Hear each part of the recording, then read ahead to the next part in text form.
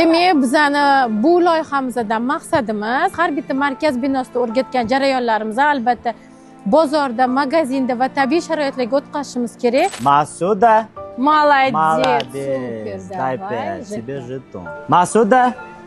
Молодец. Дай 5. Bu jarayonimizda demak bolani ismiga reaksiya begona insonga, chunki o'quvchimiz bizning markazimizda ismiga reaksiya 100% ga chiqqan. Endi ko'chada ommalashtiryapmiz. Hamrobek so'ra.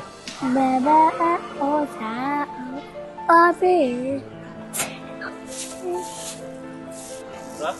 Rahmat.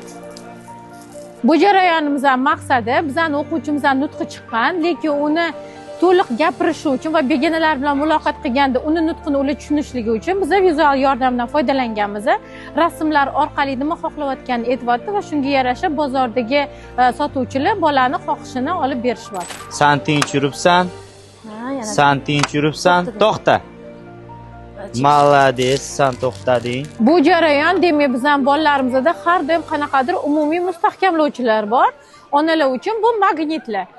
Bolalarimiz ko'pincha bizda onalar oldidan qochib ketishadi, yugurib ketishadi. O'shaning uchun bizda markazda bolalarimiz to'xtab yurishga o'rganishgan. Endi boshqa insonni oldida ko'chaga, sayrga chiqqanda yoki bozorda yurganda shu jetonlar orqali bolani onani yonidagi tinch holatini qotirib, to'xtaganda yaxshi ko'rgan narsasi bilan rag'batlantirib, bu bilan biz bolani onani oldida o'zini tinch holatda tutishga o'rgatamiz.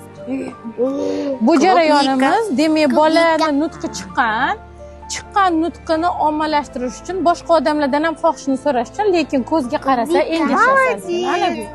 Молодец. Ko'zga qarash uchun ishlatamiz. Chunki o'quvchilarimiz ko'zga qarasa, o'sha og'zaki nutqi chiqib ketadi.